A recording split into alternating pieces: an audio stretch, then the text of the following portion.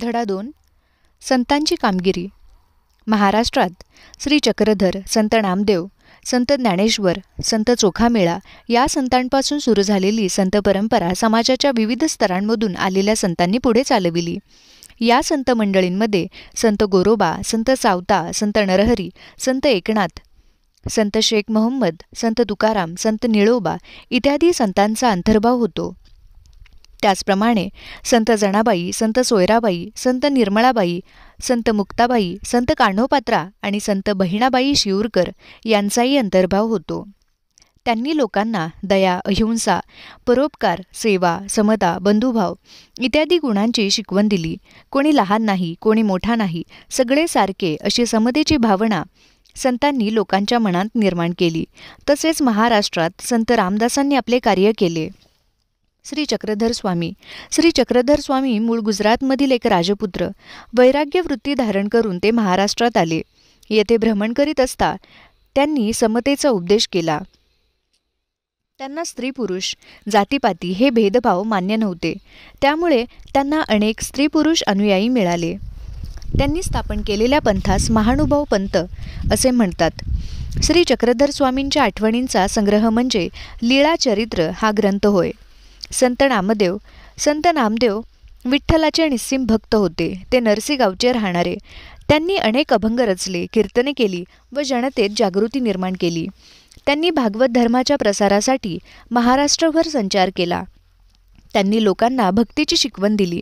धर्मरक्षणाचा व भक्ती मार्गाचा खंबीर निर्धार लोकांच्या मनात निर्माण केला. संत नामदेवांनी पुढे भारतभर प्रवास करून मानव धर्माचा संदेश पोचवला. ते पंजाबात गेले. तेथील लोकांनाही त्यांनी समतेचा संदेश दिला. हिंदी भाषेत पदे लिहिली.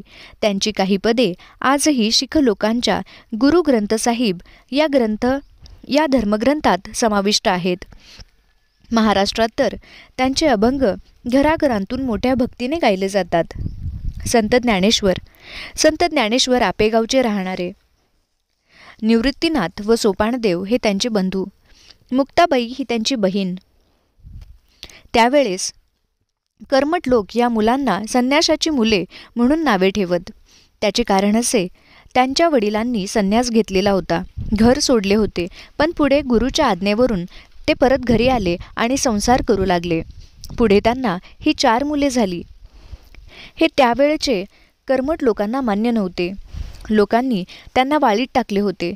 लोक त्या मुलांचा छळ करीत होते. ज्ञानेश्वर एकदा भिक्षेची झोळी घेऊन गावात गेले, पण कोणी त्यांना भिक्षा घातली नाही. सगळीकडे त्यांना वेडेवाकडे बोल ऐकावे लागले. त्यांच्या बालमनाला खूप दुःख झाले.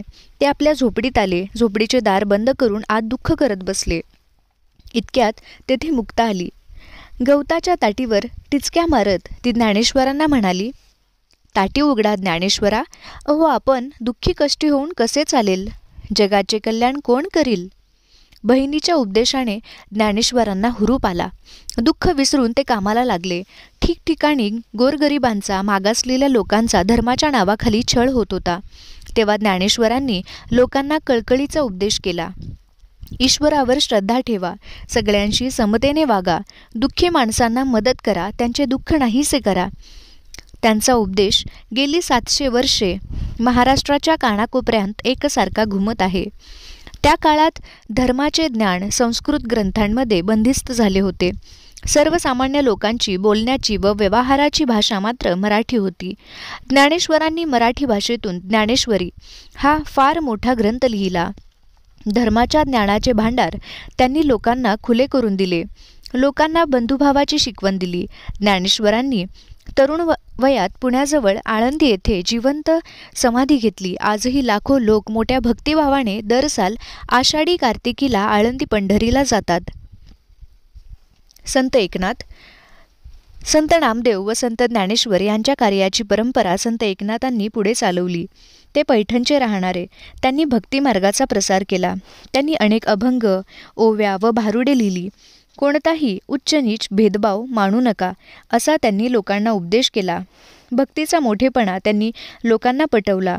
गोरगरिबांना, मागासलेल्या लोकांना त्यांनी जवळ केले. इतकेच नाही तर मुक्या प्राण्यांवर देखील त्यांनी दया केली. प्राणीमात्रांवर दया करा असा लोकांनाही उपदेश केला. संत एकनाथ जसे बोलत तसे वागत. एके दिवशी ते गोदावरी नदीवर स्नानाला निघाले होते. दुपारची वेळ होती. ऊन रखरखत होते. वाळवंट तापले होते. त्या तापलेल्या वाळवंटावर एक पोर रडत बसले होते. त्याच्या रडण्याचा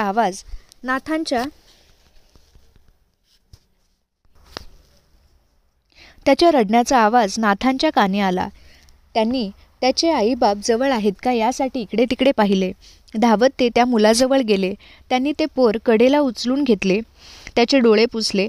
त्याला त्याच्या घरी पोहोचते केले. अशा रीतीने स्वतःच्या आचरणातून एकनाथांनी समतेची व ममतेची भावना लोकांच्या मनावर बिंबवली. संत तुकाराम. शिवाजी महाराजांच्या काळात तुकाराम व रामदास हे संत होऊन गेले.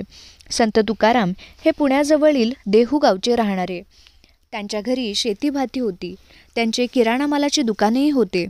त्यांचे वाडवडील आडल्या नडल्यांना कर्ज देत, पण तुकारामांनी आपल्या वाटणीची कर्जखते इंद्रायणी नदीमध्ये बुडवली व अनेकांना कर्जमुक्त केले. जवळच्या डोंगरावर जाऊन ते विठ्ठलाचे भजन करत, आषाढी कार्तिकीला पंढरीला जात, कीर्तन करत, अभंग रचत आणि ते अभंग लोकांना म्हणून दाखवत. हजारो लोक त्यांच्या कीर्तनाला येत. शिवरायसुद्धा त्यांच्या कीर्तनाला जात असत. संत तुकाराम लोकांना दया, क्षमा, शांती यांची शिकवण देत, समतेचा उपदेश करत. जे का रंजले गांजले त्यांसी म्हणे जो आपुले, तोची साधू ओळखावा देव तेथीची जाणावा. हा संदेश त्यांनी लोकांच्या मनावर बिंबवला.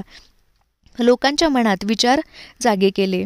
लोक संत तुकारामांचा जय जयकार करू लागले. आजही महाराष्ट्रभर आपल्याला ज्ञानबा तुकाराम हा जयघोष ऐकू येतो. ज्ञानेश्वरांनाच ज्ञानबा असे म्हणतात.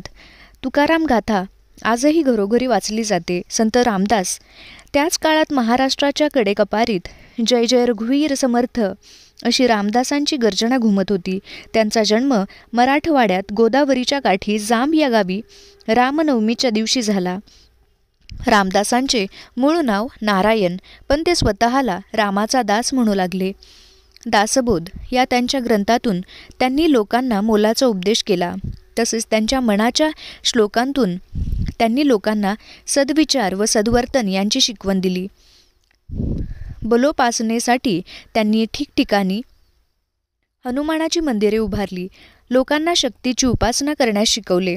सामर्थ्य आहे चळवळीचे, जो जो करील तयाचे हा संदेश त्यांनी लोकांना दिला. रामदासांनी लोकांना संघटना करण्याची व अन्यायाविरुद्ध प्रतिकार करण्याची स्फूर्ती दिली. त्यामुळे त्या काळच्या लोकांना धीर आला. साधू संतांच्या कार्यामुळे लोकजागृती झाली. धर्माबद्दल आदर वाढला. लोकांच्या मनात आत्मविश्वास निर्माण झाला.